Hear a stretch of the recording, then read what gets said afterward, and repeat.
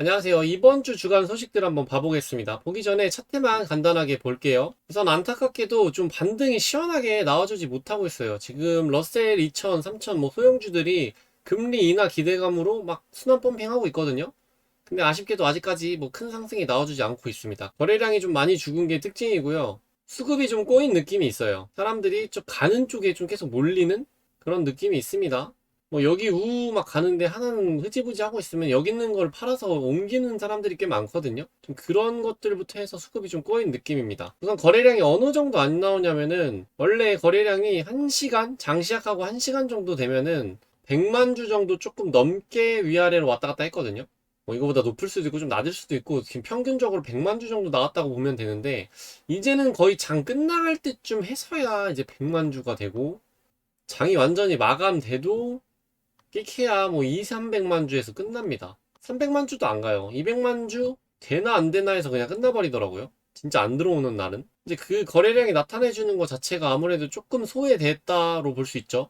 이 큰 하락에 좀 많이들 튕겨 나갔고 다른 주식으로 옮겨갔던가 이제 뭐 안 보고 있던가 아직 들어오지 않았던가 뭐 여러 가지 뭐 그런 게 있겠죠. 근데 이 큰 하락에 많이들 나갔다고 보는 게 맞는 것 같습니다. 관심도 많이 죽고. 그래서 원래 이렇게 떨어졌다 반등이 좀 세게 바로바로 나와줘야 또 그 인기가 또 다시 불어오거든요. 근데 얘는 조금 흐지부지 하고 있어가지고 안타깝게도 수급이 조금 풀릴 때까지 시간이 필요한 것 같습니다. 그래서 거래량이 원래는 600, 700만 주가 나왔었는데 지금은 뭐 200, 300만 주 겨우 찔끔찔끔 나와요. 이것도 이제 뭐 대이장, 풀이장 다 합쳐진 건데도 뭐 그게 거래량이 크지는 않습니다. 조금 더 이제 템퍼스 가격이나 좀 단기간의 시세 뷰 뭐 이런 것들은 멤버십 영상에서 좀 더 자세히 다루고 있거든요. 좀 금액적인 부분이다 보니까 예민한 부분일 수도 있어서 이건 멤버십으로만 다루고 있으니까 관심 있는 분들은 멤버십 가입하셔서 영상도 한번 봐주시면 감사하겠습니다. 첫 번째 소식은 이제 ARKG 돈나무 펀드죠. 거기서 이제 템퍼스를 22,000주 정도 금요일 날 매수를 했습니다.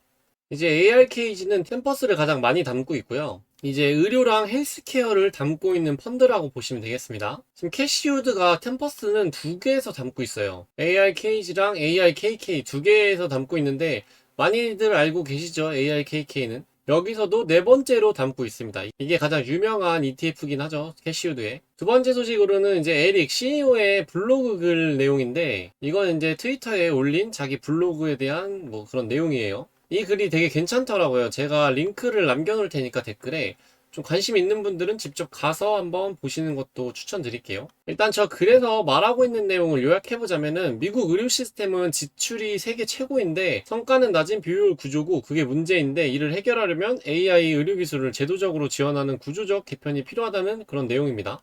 그래서 보자면은 문제 사항으로는 미국은 연간 약 5.7조 달러를 의료비로 쓰고 있는데 매년 7%씩 증가하고 있다고 해요. 이 정도 속도면 25년 안에 의료비가 미국 전체 경제 규모만큼 커질 수 있다고 합니다. 그런데 기대 수명은 78세 정도로 다른 선진국보다 낮다고 합니다. 많이 쓰이는데도 효율이 극도로 떨어지는 시스템이라는 진단이죠. 근데 미국의 의료 시스템은 되게 효율이 안 좋기로 유명하고 직접 겪어보면 되게 안 좋다고 해요. 답답하고 좀 느리고 옛날 좀 아날로그 느낌이라고 합니다. 그래도 최근에는 많이 변했다고 하더라고요. 그래서 핵심 문제는 뭐냐면은 이게 낭비라는 건데 제약회사, 보험회사를 비판해도 큰 해결이 되지 않는다고 말하고 있습니다. 이건 최근에 트럼프나 이제 의료 개혁하려고 막 하는 말에 대해서 한 얘기 같아요. 제약회사 이윤을 모두 없애도 전체 의료비의 약 2% 절감 효과밖에 없고 실제 의료비의 20%에서 30%, 많게는 40%가 비효율, 오류, 중복 낭비에서 발생한다고 합니다.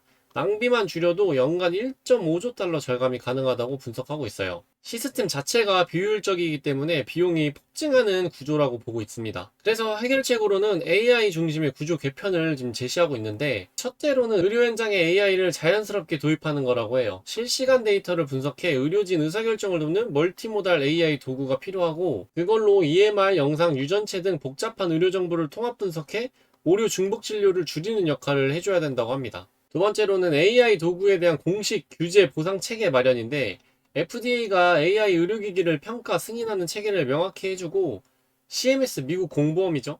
FDA 승인 AI 도구의 임시 보험수가 예를 들면 한 2, 3년간 이렇게 제공해주는 것도 도입해줘야 되고 저런 걸 제공해주는 동안 기업은 실제 의료 성과 개선 데이터를 제출하고 데이터가 충분히 입증되면 정식 보험수가 확정, 실패하면 중단 이렇게 가야 된다고 보고 있어요. 즉 AI 도입을 촉진하는 정책적 인센티브를 만들어야 된다는 주장입니다. 이제 이런 의료 섹터에서 FDA 승인과 이 CMS 이 두 개가 굉장히 중요하거든요. 이 둘 소식에 주가가 엄청나게 왔다 갔다 요동치는 것만 봐도 알 수 있듯이 엄청나게 중요합니다. 좀 극단적으로는 그 기업의 삶을 좀 좌지우지한다고 볼 수 있죠. 헬스케어한테는. 그래서 템퍼스도 FDA 승인, 이거 AI 도구나 그냥 일반적인 되게 간단한 승인만 나와도 막 10%씩 올라가죠. 보험 수가가 뜨면은 그거보다 더 올라가고 좀 확고히 해줍니다. FDA 그런 승인들은 올라갔다 내려오는 경우가 꽤 많은데 이 메디케어 수가 받는 거는 굉장히 큰 상승을 해주고 거기서 좀 버텨주는 힘까지 있는 굉장히 더 중요한 요소라고 볼 수 있습니다. 그래서 나중에 뉴스 뜨고 호재 떴을 때 이 메디케어 관련된 거 뜨면은 화끈하게 올라가는 소식이라고 보시면 될 것 같습니다. 기대 효과로는 낭비 오류 감소로 의료비를 절감하고 진료의 정확도도 향상시켜서 건강지표 개선 효과도 볼 수 있고 의료 시스템의 성과 기반 문화도 강화되기 때문에 조금 더 혁신적인 의료기술이 나오는데 속도를 촉진시켜줄 수 있다고 보고 있습니다. 그래서 에릭의 진짜 해결책이란 AI 플러스 제도적 인센티브를 결합해 의료 시스템의 구조적 비율을 고치는 것이라고 말하고 있어요. 만약에 이런 식으로 흘러간다면 템퍼스에게는 굉장히 좋은 미래가 보장되고 굉장히 주목받는 기업이 될 수 있죠. 이건 이제 요약된 버전이니까 직접 가서 한번 보시면은 좀 좋으니까 한 번씩 보시면 좋을 것 같습니다. 댓글에 링크를 남겨두도록 하겠습니다. 에릭이 운영하는 블로그가 있어요. 거기에 가끔 글을 쓰는데 최근에 올라온 글입니다, 저건. 다음 소식은 모건 스탠리에서 정밀 종양학의 강세라는 뉴스고요. 모건 스탠리는 생명과학 분야 중에서도 특히 정밀 종양학 부문에 대해 긍정적인 전망을 내놓았는데 이 분야의 기업들이 최소 잔존질환, MRD, 치료법 선택, 스크리닝 등 다양한 영역에서 시장 확대 기회를 가지고 있으며 평균 판매 가격 ASP 상승 가능성도 있어 지속적으로 높은 가치를 인정받을 것이라는 분석을 내놓은 기사고요. 모건 스탠리가 선정한 주요 3개 기업은 첫 번째로 가던트 헬스고요. 일단 모건 스탠리에서는 비중 확대로 목표 주가 $130로 잡았습니다. 주요 포인트는 경영진의 장기 목표가 타당해 보이며 28년까지 영업 흑자 전환이 예상된다고 합니다. 주력 제품인 G360이 모멘텀을 얻고 있고 최근 3분기 매출도 예상치를 13% 상회하는 등 긍정적인 성과를 보이고 있다고 합니다. 두 번째는 나테라입니다. 투자 기업 비중 확대고 목표 주가는 $265입니다. 주요 포인트로는 탄탄한 데이터 해자를 구축하고 있어 경쟁력이 높고 주력 제품인 시그나테라가 최소 잔존질환 MRD 검사 시장에서 선두를 유지할 것으로 보이며 26년 실적 추정치에 대한 추가 상승 여력도 충분하다고 평가받았다고 합니다.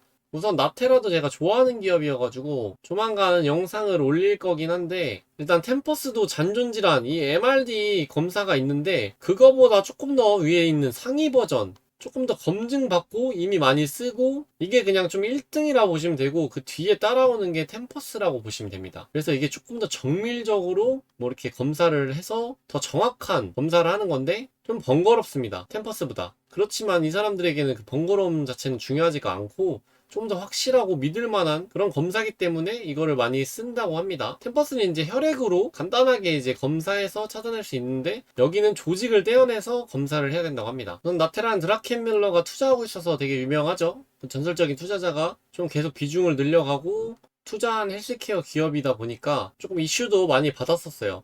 나테라도 30% 넘는 성장률을 보여주고 있고 시총도 매출도 템퍼스보다 크고 PSR도 높습니다. 좀 더 고평가예요. 나테라에 대해서 좀 영상 다루면서 드라켄밀러랑 vs 템퍼스로 한번 나중에 영상을 올려보도록 하겠습니다. 그리고 다음으로는 이제 템퍼스인데 비중 확대 얼마 전에 이제 목표 주가 상향했죠. $80에서 $85로 상향했죠. 주요 포인트로는 유전치약뿐만 아니라 데이터 및 서비스 사업 부분에 대해서도 긍정적인 평가를 받았고 주요 제약사 고객들로부터 플랫폼에 대한 호평을 받았으며 최근 3분기 실적도 매출과 주당 순이익이 모두 예상치를 뛰어넘었습니다. 추가로 모건 스탠리가 미국 종양 전문의 80명 대상으로 설문조사를 실시했는데 26년까지 이 분야의 검사 건수가 강력하게 성장할 것으로 전망했다고 합니다. 그래서 이렇게 3개 기업을 뽑았고 그중에 템퍼스가 들어와 있어서 소식을 가져왔습니다. 이 유전치약이 되게 성장을 많이 할 거라고 지금 보고 있습니다. 근데 유전치약이 성장하면은 데이터도 따라서 성장을 하거든요. 그래서 템퍼스의 미래에 기대할 점은 이 데이터랑 AI이기 때문에 이 유전체로 돈 벌어서 데이터랑 AI 애플리케이션에 좀 쏟아 부어서 미래를 좀 도약하고 있는 기업이라고 보시면 됩니다. 보시면 모건 스탠리에서 템퍼스 $80에서 $85로 상향했다는 목표 주가 상승 기사입니다. 이 템퍼스가 걸쳐있는 그 시장들이 되게 좀 큰 상승을 할 거라고 보고 있습니다. 모건 스탠리에서는. 그 업계에서 일하고 있는 사람들도 다 26년도 업황이 좋을 거라고 예상하고 있기 때문에 따라서 좋을 수밖에 없죠, 템퍼스도. 그리고 다음 소식, 이게 좀 중요한데, 파이퍼 샌들러 37회 연례 의료 컨퍼런스 참가한다고 저번에 소식 한번 전해드렸는데, 그게 이제 12월 3일 수요일 뉴욕에서 열렸었거든요, 파이퍼 샌들러. 거기서 이제 CFO 발언이 있어서 가져왔는데, 이게 조금 중요할 것 같더라고요. 우선 CFO가 강조한 핵심들을 좀 볼 텐데, 이게 좀 중요합니다. 수익성 기조 확정인데, 앞으로 조정 EBITDA 음전환으로는 안 들어간다. 적자 전환은 하지 않는다는 소리거든요.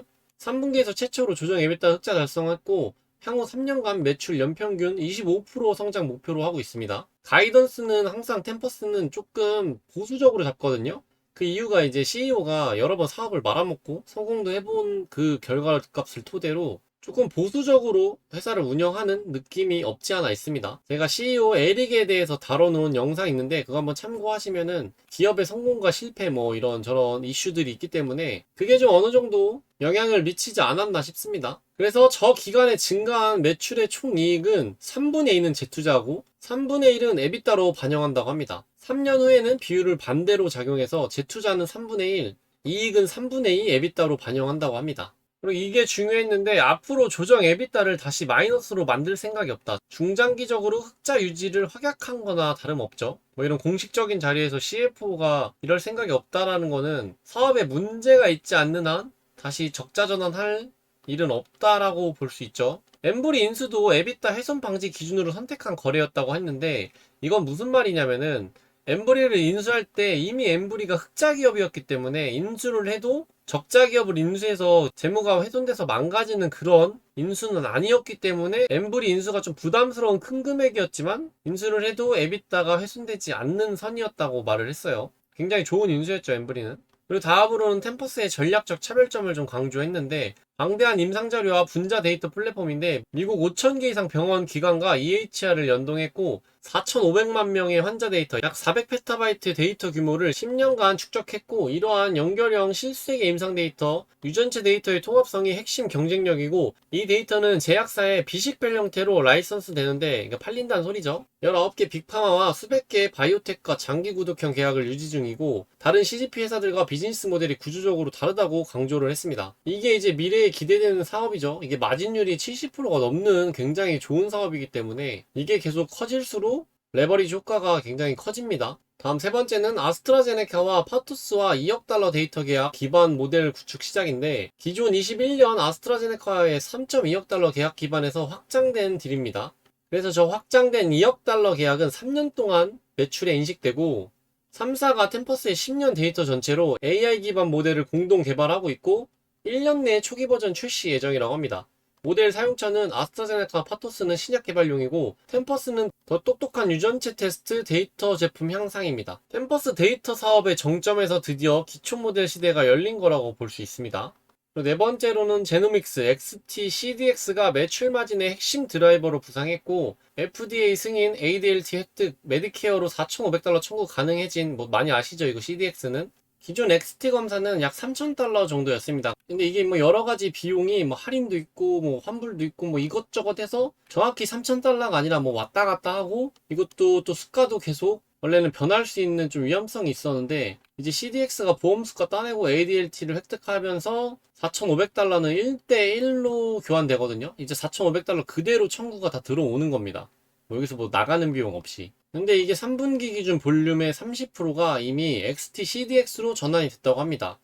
이게 무슨 말이냐면은 이게 XT에서 갑자기 XT CDX로 그냥 확 다 변할 수가 없어요. 이게 병원 시스템 여러 가지 복합적인 문제들이 있는데 간단하게만 말하면 어쨌든 시간이 좀 걸리는 일입니다. 그래서 지금 이게 30%가 이제 전환이 됐는데 26년 말까지 대부분 70% 이상이 이제 ADLT로 전환 계획이라고 하거든요. 그럼 이제 SAP가 상승해서 마진 개선을 볼 수 있죠. 한마디로 50%더 올라간 금액을 받으면 어떻게 되겠습니까? 실적이나 재무적으로 당연히 올라가겠죠. 그래서 마진 개선과 어쨌든 실적에 도움을 주는 핵심적인 내용입니다.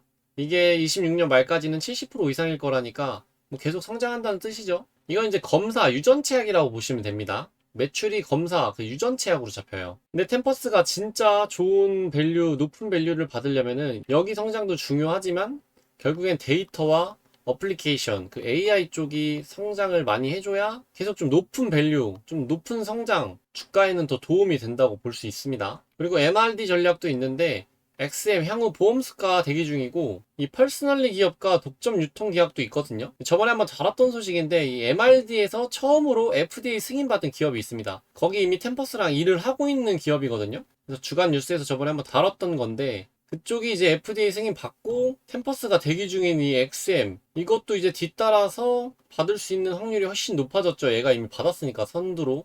유방폐 IO에서 포커스를 뒀고 최근 유방암에서 첫 보험 적용이 됐습니다. 이게 이 기업입니다. 그래서 템퍼스는 MRD 원스톱 플랫폼 전략을 명확히 했습니다. 여기서 한 번 더. 자기들도 이 길로 갈 거라고. 그리고 이제 중요한 AI 진단, 템퍼스 픽셀, ECG 등은 장기 옵션인데 단기 가이던스에는 이제 미반영된 I라고 볼 수 있죠. AI 진단은. 현재는 보험수가 체계 부재 때문에 매출 기여가 미미하다고 합니다. 이게 이제 공매도들의 공격 타켓이죠. AI 기업인 척 주가를 띄웠다. AI로 하는 게 없다. 뭐 이런데 이 데이터 분류 자체를 AI로 하는 기업인데 AI로 잡힌 매출이 없다고 뭐 그렇게 공격을 받고 있습니다. 근데 이제 저 시장이나 보험수가 체계 이런 것들은 7년에서 10년 사이에 보면 당연히 보험수가가 생길 시장이다라고 CFO랑 많은 곳들은 이렇게 보고 있습니다. 결국엔 AI 쪽으로 넘어가는 추세인데 그렇게 되면은 길어봐야 이거 안에는 보험수가도 나오고 거기에 대한 체계가 잡힐 거라고 보고 있습니다. 그걸 이해 템퍼스는 계속 투자하면서 기다리고 있는 겁니다. 그리고 지금은 AI R&D를 대규모로 유지할 수 있는 재무 체력이 생긴 단계라고 합니다. 단기간에 되게 굉장히 좀 튼튼해졌어요. 뭐 흔들흔들 했지만 CB 발행으로 단기 안 좋은 채무 갚으면서 현금 여력도 가져오고 뭐 기업들 인수할 때 주식으로 기업 인수했고 최근에 재무는 EBITDA 흑자 전환을 처음으로 해냈고 앞으로는 적자로 돌아갈 생각도 없다니 굉장히 기초 체력이 좋아졌죠. 재무 체력이. 다음 6번째는 엠브리 인수로 유전 희귀질환 시장 진출했는데 암보다 앞 단계의 환자 데이터를 확보하고 있다고 합니다. 유전성 암 스크리닝뿐만 아니라 희귀질환 심장유전 비종양 분야로 확장 가능하다고 합니다. 템퍼스의 데이터의 환자 여정을 더 길게 확보한 거죠. 데이터 자산이 올라간다고 볼 수 있습니다. 이제 암에 걸리기 전부터 이제 이 환자의 데이터를 쌓아서 이제 연결이 되는 거죠. 여기서부터 이제 암의 위험성이나 이런 것도 다 판단하고 뭐 이런 식으로 인해서 다 유기적으로 연결될 테니까요. 엠브리 인수는 템퍼스한테 굉장히 좀 중요했던 그런 인수라고 볼 수 있습니다. 4년간 아마 계속 좀 잘한 인수로 평가받지 않을까 싶어요. 다음 7번째는 COGS 마진 구조인데 마진 개선의 핵심은 COGS 절감이 아니라 ADLT 기반 ASP 상승이라고 보고 있습니다. 이제 마진 개선하려면 원가의 절감이 아니라 아까 말씀드린 이 ALT 기반을 늘려가지고 평균 단가를 올려야 된다는 얘기예요. 템퍼스가 노바세크 X로 전환 예정이지만 이거는 이제 검사 장비입니다. 템퍼스는 원가 절감 부분을 더 큰 패널, 더 풍부한 데이터 생산에 재투자하는 구조로 이는 데이터 사업과 AI 사업을 강화하는 전략적 선택이라고 볼 수 있습니다. 데이터 사업은 중간 70%대의 고정된 높은 마진을 유지하고 있기 때문에 이게 굉장히 중요해요. 간단하게 이 검사 장비로 바꾸면은 원가가 좀 절감되거든요. 내려가거든요. 근데 이제 그걸로 마진 개선해서 뭐 재무 구조를 좀 좋게 만드는 게 아니라 결국에 재무 구조를 바꾸는 거는 ADLT 이걸로 기반으로 평균 단가 상승시켜서 재무나 마진 구조를 올리고 여기 이제 원가 절감한 거는 데이터와 AI 사업에 더 투자를 하는 거죠. 그러니까 원가 줄여서 그 원가로 투자를 하는 겁니다. 줄인 만큼. 그래서 그 투자하는 곳이 데이터와 AI 사업이라는 말이에요. 다음 8번째로는 CFO가 장기적으로는 세축 구조라고 말했는데 제노믹스, 데이터, AI인데 그 중에 AI가 가장 커질 잠재력으로 보고 있다고 CFO는 말을 했습니다. 현재 매출 비중이 제노믹스랑 그 다음에 데이터인데 AI는 보험 환경만 열리면 폭발적으로 커질 가능성이 있는 분야인데 아직은 이제 못 받고 있기 때문에 10년이나 15년 뒤에는 AI가 가장 큰 사업부일 가능성도 있다고 전망을 했어요. 10년, 15년은 너무 멀죠? 근데 아마 이 주가가 올라가는 거는 이런 AI 사업부가 꿈틀꿈틀 이제 말이 나오면서부터 아마 올라갈 거예요. 그래서 이제 이게 정말 템퍼스에 큰 작용을 하고 있을 때가 이제 이때라는 거고 그 전부터 이미 말이 계속 나오겠죠? 산업 구조가 바뀌는 거니까. 이 헬스케어랑 의료 섹터 자체가 AI에 투자를 많이 하고 많이 쓰고 있습니다. 근데 아시겠지만 미국의 의료 제도가 굉장히 낙후돼 있어요. 이게 그래서 조금 변화가 필요한데 그 변화가 찾아오면 아마 여기에 바람이 불 거라는 그렇게 지금 예상을 하고 기대하고 있죠. 그러면서 다들 투자를 하고 있는 거예요. 근데 정부 움직임도 계속 그런 쪽으로 바뀌고 있어가지고 한번 열리기 시작하면은 좀 바로바로 열리면서 주목받는 기업들이 나오겠죠. 그 중에 아마 템퍼스는 꼭 있을 거예요. 이게 이제 이슈화가 되면은. 양자도 뭐가 없지만 된다 뭐 그런 기대감으로 가는 거 보셨죠? 그런 식으로 이제 사업이 뭔가 열리는 기대감은 굉장히 주식 중에서도 큰 기대감이기 때문에 이런 곳에서도 좀 큰 상승을 노려볼 만합니다. 투자 포인트로. 10년, 15년을 진짜 다 기다리려면 너무 멀긴 하죠. 근데 사실 굉장히 큰 뭔가 이룰 만한 투자를 하려면은 이 기간을 그냥 비비고 누워 있는 게 가장 클 수도 있어요. 지금에서야 다 올라온 기업들을 10년이나 15년 전의 주가를 보면 답이 다 나오죠. 뭐 아마존, 넷플릭스, 뭐 애플부터 해가지고 좀 큰 기업들 보면 10년, 15년 전에는 지금 주가는 상상도 못할 아래에 있는 주식이었습니다. 당연히 이 사이에 망한 기업이 훨씬 많겠지만 기업만 잘 골랐다면 인생을 바꾸려면은 이 정도의 투자 기간이 필요할 수도 있다. 뭐 그렇게 저는 생각합니다. 그리고 이제 템퍼스의 또 다른 목표이기도 한데 병원 한 곳에서 모든 테스트 해결이라는 원스톱 시스템인데 의사들은 여러 MRD나 CGP 회사에 각각 주문하는 것을 싫어한다고 합니다. 템퍼스는 XT, XF, XM 퍼스널리 MRD 조합으로 전 영역 커버가 가능한 유일한 플랫폼을 목표로 달려나가고 있다고 합니다. 종합적으로 한꺼번에 다 하는 그런 플랫폼이 되기를 원하고 있어요. 이것만 된다면은 미래가 짱짱하죠. 그거에 맞춰서 좀 나아가고 있는데 좀 단계 밟아 나가는 모습은 되게 좋거든요. 그래서 목표에 맞게 잘 성장해 나가고 있고 의미 있는 진전된 모습이 나와주고 있습니다. MRD는 암 치료 후 몸속에 남아있을 수 있는 극소량의 암 흔적을 혈액 검사로 탐지하는 기술이고요. CGP는 환자의 종양, DNA, RNA를 넓게 깊게 분석해 어떤 치료가 맞는지 결정하는 유전체 검사라고 볼 수 있습니다. 이제 마지막으로는 투자 재무 전략에 대한 얘기고 재투자 우선순위로는 웰랩 R&D랑 테크 R&D 선택적 M&A 순위라고 합니다. 이제 선택적 M&A는 아까도 말씀드렸듯이 에비타 손상이 없는 이미 흑자 기업인 그런 재무적 훼손이 없음으로 많은 이득을 볼 수 있는 곳에 M&A를 선택적으로 앞으로는 진행할 예정이라고 합니다. 이제 웰랩은 뭐냐면은 실험실에서 검사 자체를 만드는 실제 생물학적 연구라고 볼 수 있고요. 테크는 AI 데이터 소프트웨어 기술 같은 겁니다. 이런데 이제 R&D 비용을 쏟는다는 얘기예요. 주주 환원인 자사주 매입에 대해서도 얘기가 나왔는데 중장기적 과제로 좀 밀어놨습니다. 지금 이제 투자 이런 걸 우선으로 하고 주주 환원 등은 나중에 하긴 할 거다로 했는데 조금 애매하게 밀어놨어요. 그래도 뭐 잘 되면 결국에는 할 거라는 얘기긴 한데 되게 좀 많이 오래 걸리겠죠. 단기 목표는 수익성을 유지하면서 데이터 사업 확장하고 AI 기반 모델 개발과 제노믹스의 ASP 상승입니다. 일단 이게 상승해야 수익성 유지가 가능하고 데이터 사업 확장까지 가능합니다. 그러면서 그 돈으로 AI 기반 모델 개발까지 다 이게 선순환으로 이루어지고 있는 구조예요. 그래서 삐그덕거림 없이 가려면은 이 제노믹스가 중요한데 뭐 이거의 상승 여력은 아까 보셨듯이 높죠? 그렇기 때문에 이게 다 선순환으로 잘 돌아갈 수 있는 구조라 나름 걱정하는 것보다 템퍼스의 미래는 밝다고 볼 수 있습니다. 주가와는 별개로 회사는 계속 좋은 방향으로 좋은 소식들로 함께 올라가고 있어요. 전체 요약해보자면 템퍼스 AI는 데이터 기반 바이오테크의 정점을 향해 이동 중이고 제노믹스 현재와 데이터 가속해서 AI 장기 폭발이라는 3단계 엔진을 수익성을 유지한 채 동시에 확장하는 전략을 정했다고 볼 수 있습니다. 이건 CFO 오피셜이니까 어느 정도 당연히 중요한 내용들이라고 볼 수 있죠. 이번 주 가져온 소식은 여기까지고요. 영상이 마음에 드셨거나 템퍼스 주주시라면 구독과 좋아요 부탁드리겠습니다. 감사합니다.